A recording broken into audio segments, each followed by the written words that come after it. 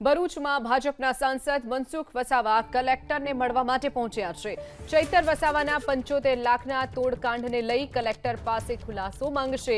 ચૈતર વસાવા પર 75 લાખના તોડના આરોપોને કલેક્ટરે ગણાવ્યા હતા ખોટા। કલેક્ટરે આરોપો ખોટા ગણાવતા મનસુખ વસાવા પહોંચ્યા છે સ્પષ્ટતા માંગવા।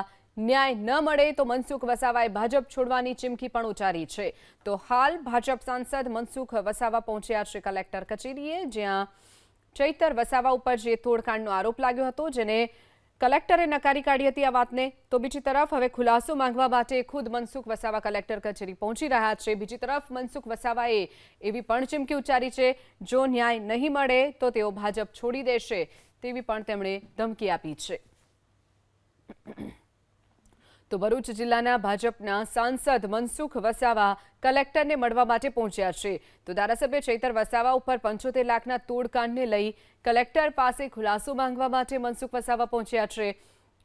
ચૈતર વસાવા ઉપર 75 લાખની તોડનો જે આરોપ લાગ્યો હતો, જેને કલેક્ટરે નકારી કાઢ્યો હતો, કલેક્ટરે આ આરોપોને ખોટા ગણાવ્યા હતા, ત્યારે કલેક્ટરે આરોપોને ખોટા ગણાવતા મનસુખ વસાવા સ્પષ્ટતા માંગવા માટે પહોંચ્યા છે।